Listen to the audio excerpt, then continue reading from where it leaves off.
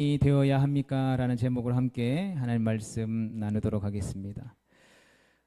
초대교회를 이끌었던 가장 중요한 교회의 리더들 중에 예루살렘 사도라고 불리는 우리 야고보 그리고 베드로와 요한이 있습니다.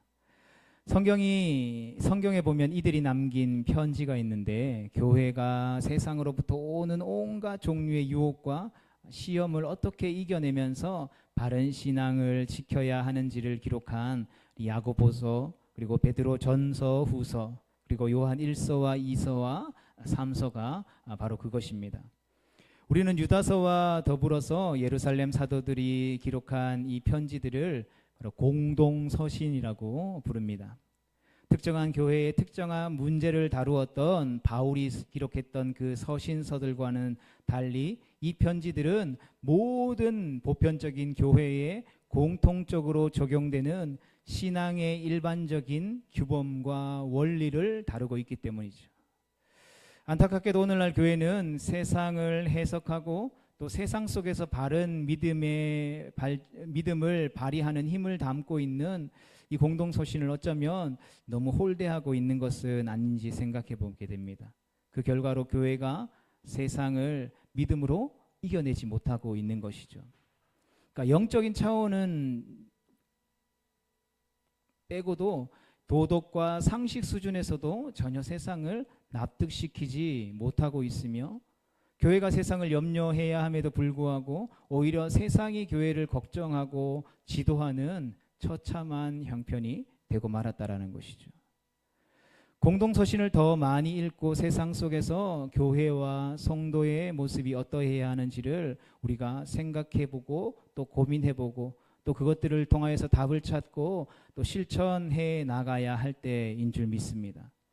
야고보서에서 야고보는 고난 중에 하나님과 세상 사이에 서서 두 마음을 품을 수 있는 교회를 향해서 마치 간음하고 있는 여인처럼 세상과 짝하지 말고 기도로 인내하면서 믿음과 행함이 같이 가고 말과 행동이 함께하는 참된 경건의 자리, 성숙한 신앙의 자리로 나아가야 한다라고 권면하는 것이죠. 이것이 야고보의 핵심 메시지이고 우리가 함께 수요일마다 이 야고보서를 통하여서 함께 살펴보기를 원하는 내용입니다.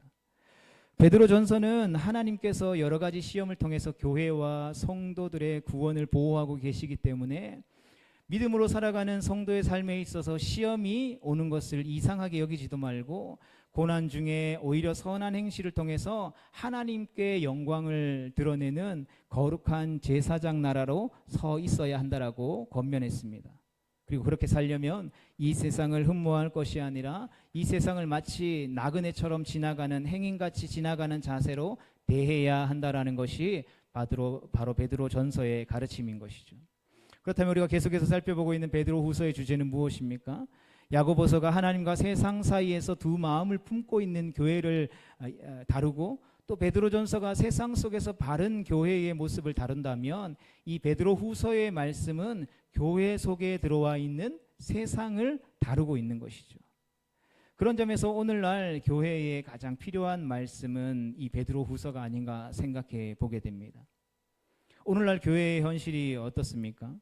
야고보가 염려했던 하나님과 세상 속에서 갈등하면서 두 마음을 품는 지점을 넘어서서 어쩌면 세상을 오히려 교회가 더 사랑하고 있는 것처럼 보여지고 느껴지기도 한다라는 것이죠. 세상 속에서 거룩한 나라요 제사장 나라로 서 있어야 한다는 베드로 전서의 권면을 무시하고 썩고 더럽고 쇠하여질 세상의 허무한 본질을 교회 안으로 깊숙이 받아들이고 있다라는 것이죠. 교회 안에서 하나님께서 기뻐하시지 않는 세상의 정신과 원리가 너무나도 많이 들어와 있다라는 것이죠. 이것은 부인할 수 없는 우리의 민낯인 것입니다. 그렇다면 왜 이렇게 되었을까요? 그 답을 베드로 후서가 가르쳐 주죠. 그것은 바로 예수 그리스도의 십자가와 부활의 복음 그리고 다시 오실 그 재림의 복음을 왜곡해서 예수님을 믿었음에도 불구하고 이 땅에서 잘되고 부자 되는 것, 성공하는 것, 출세하는 것이 복음이라고 가르치는 악하고 거짓된 선생들의 그들의 가르침을 좋아하는 탐욕적인 사람들 때문이라는 것이죠. 거짓 선생들은 성경을 가르치고 또 성경을 통해서 말씀을 전하면서 성경에 계시된 하나님의 뜻을 묻고 해석하여 전하지 않고 자기 욕망을 위해서 성경 구절을 끌어와서 제멋대로 자의적으로 내가 하고 싶은 말을 하는 쪽으로 가르치고 있었다라는 것이죠. 베드로후서는 이런 거짓 선생들의 부패한 행실과 거짓 교훈들을 폭로하고 있습니다. 이들은 자신을 사신주를 부인하는 자들로서 임박한 멸망을 스스로 취하는 자들이죠. 여러분, 이들은 진리를 따르는 자들이 아니라 정욕을 따라 호색하는 자들이며 이성 없는 짐승같이 음심이 가득한 눈으로 굳세지 못한 영혼들을 유혹하고 미혹한 자들이라고 베드로 사도는 정의하고 있습니다.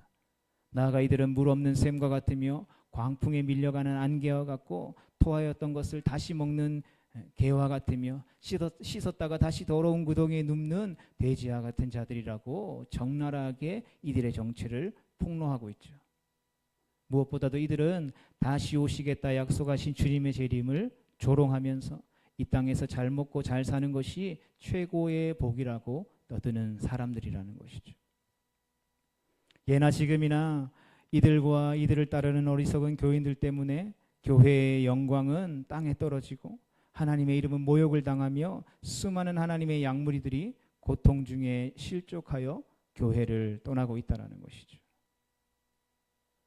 나는 그렇지 않다라고 말할 수 없는 시대를 우리가 살아가고 있다라는 것이죠. 그렇다면 교회가 바른 복음에 기초하지 않고 거짓 선생들의 가르침에 미혹되면 어떻게 됩니까? 하나님을 예배하는 데에 있어서 하나님을 예배함으로 인하여서 거룩하고 성결해지는 것이 아니라 더 탐욕적이고 더 현세적이고 더 이기적이게 되는 이상한 현상이 나타나는 것이죠. 교회에 와서 예배를 드리면 드릴수록 이러한 현상들이 더 뚜렷하게 나타난다라는 것입니다. 분명 말씀을 듣고 기도도 하고 찬송도 하는데 오히려 진리의 길, 의의 길을 떠나서 세상에 썩어지고 더러워지고 허무한 것에 얽매이게 된다라는 것이죠. 교회가 복음의 진리를 세상 속에 흘려보내는 것이 아니라 세상이 교회 안으로 홍수처럼 밀려오게 되는 것을 경험하게 되는 것이죠. 지금 이 땅의 교회들이 그렇다라는 것입니다. 우리를 포함한 이 땅의 교회들이 세상과 너무 친밀하죠. 성경은 절대로 교회와 성도들을 향하여서 세상과 담을 쌓아야 한다라고 말하지 않습니다. 본질적으로 세상이 우리를 미워하기 때문에 할 수만 있으면 세상과 화평하라고 말씀하십니다. 세상을 오히려 힘있게 믿음으로 살아내야 한다라는 것을 말씀해주고 있다는 것이죠. 그러나 우리가 세상에 속해서 살아가되 결코 세상의 영향을 받거나 세상에 동화되어서는 안 된다라는 것을 분명히 말씀하고 있다라는 것이죠. 세상과 짝하지 않으면서 거룩한 제사장 나라로 살아야 할 것을 권면하고 있는 것입니다. 그러기 위해서는 우리가 어떻게 해야 합니까? 바로 세상의 힘, 세상의 것들을 자랑하거나 동경하지 않아야 그럴 수 있다라는 것이죠. 그러나 오늘날 교회들은 오늘날 교회라고 칭함받는 우리 모두는 필요 이상으로 세상과 너무 친하다라는 것이죠.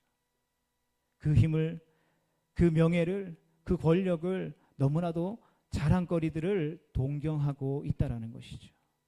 하나님 앞에 예배하고 기도하며 주님 앞에 순종하며 주님의 몸된 교회를 섬기는 그 모든 일이 바로 내가 동경하는 세상의 것을 교회 안에서 예수님을 믿는다라는 이름으로 얻기를 원하는 그 본질적인 욕망이 있다라는 것이죠.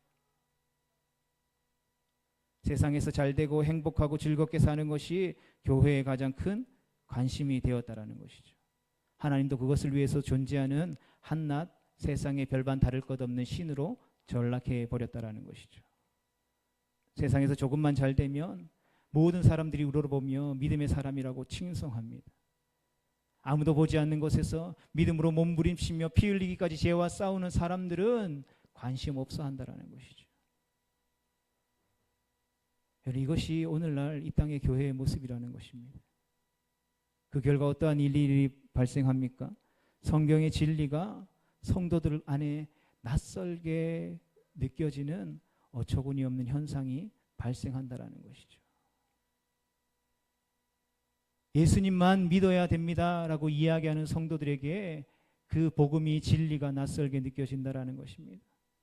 예수님께서 말씀하신 그 산상수훈의 말씀, 누군가 내 뺨을 때리면 다른 뺨을 돌려대라고 말씀하시는 그 말씀이 낯설게 느껴지는 것이죠. 누가 함께 오리를 가자고 하면 십리를 더 가지라고 말씀하시는 예수님의 말씀이 낯설게 느껴지고 어색해 느껴지는 것입니다. 그것이 불합리하다라고 여겨지는 것입니다. 그것이 바보 같은 짓이라고 여겨지는 것이죠. 그렇게 해서는 성공할 수도 없고 복음을 전할 수도 없고 하나님 앞에 영광 돌릴 수도 없다라고 이야기하며 오히려 자신들이 경험하고 있는, 자신들이 동경하고 있는 세상의 진리를 하나님의 말씀의 진리보다 더 높은 가치에 들고 성경의 진리를 짓밟고 있는 시대가 바로 오늘날 우리가 사는 시대라는 것이죠. 천국과 지옥에 대한 부분들, 다시 오시는 주님의 재림에 대한 교훈들이 교회 안에서 환영받지 못하고 어쩌면 교리책 한 구석에 밀려나 멸시천대받고 있는 지경에 이르렀다라는 것이죠. 베드로후서가 말하는 거짓 선생들과 그들을 따르는 어리석은 사람들 속에서 우리는 우리의 모습을 발견하고 있지는 않습니까? 그러하기에 우리는 베드로를 통해서 권면하시는 주님의 말씀을 귀 기울여 드려야 하는 것입니다. 베드로가 우리에게 권면하고 있는 그 것, 믿음의 덕을 더하고 덕의 지식을 더하고 지식의 절제를 더하고 절제의 인내를, 인내의 경건을, 경건의 형제 우애를, 형제 우애의 사랑을 더하여 신적인 성품에 동참하며 자라가는 길로 힘써 우리의 삶의 걸음들을 돌이켜야 하는 것입니다. 그것만이 교회 안에 홍수처럼 들어와 있는 세상을 이길 수 있는 힘이 되기 때문인 것입니다. 장차 주님께서 다시 오시는 그날에 하늘이 큰 소리로 떠나가고 물질이 뜨거운 물에 풀어지고 땅과 그 중에 있는 모든 일이 드러날 때에 불타지 않고 풀어지지 않고 남아있는 유일한 것이 바로 이 신적인 성품이기 때문인 것입니다. 학생들은 반드시 그 학업의 결과들을 시험을 통해서 보게 되죠. 요즘 중간고사 있는 데도 있고 없는 데도 있고 저도 졸업한 지 오래돼서 잘 모르겠는데 기말고사는 반드시 있는 것 같습니다. 놀고 싶은 학생들은 이 기말 시험이 있다는 사실들을 일부러 잊어버리려고 하죠. 그러나 잊으려고 해도 잊고 싶어도 그날은 반드시 온다라는 것이죠. 준비하지 않은 학생들에게 기말 시험은 마치 도둑같이 임하는 것입니다. 동일하죠. 학생들에게 있어서 이 학업의 성취도를 평가하는 기말 시험이 있듯이 우리에게도 피할 수 없는 예수님의 재림이 있다라는 것입니다. 그날이 있다라는 것이죠. 여러분, 그것을 안다면 어떻게 해야 합니까? 내가 해야 될 역할들을 해야 하는 것이죠. 성적이 좋고 나쁘고의 문제는 그 이후의 문제이죠. 그 시험이 있다라는 것을 아는 사람들은 공부해야 하는 것입니다. 그리고 예수님이 다시 오시는 그 마지막 날이 있다라는 것을 아는 성도는 그날을 준비해야 하는 것입니다. 오늘 본문 말씀을 다시 한번 더 읽어보겠습니다. 시작.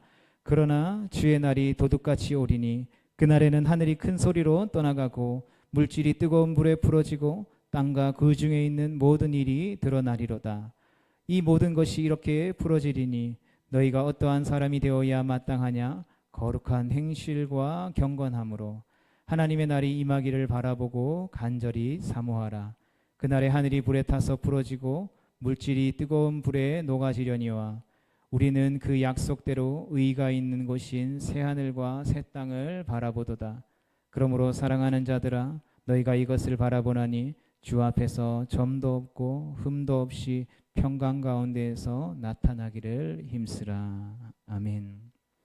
성도 여러분, 베드로는 장차 모든 것이 풀어지는 주님 앞에 벌거벗는 것 같이 드러날 때가 있다라고 오늘 본문 10절과 11절과 12절에서 거듭 말씀하고 있는 것이죠.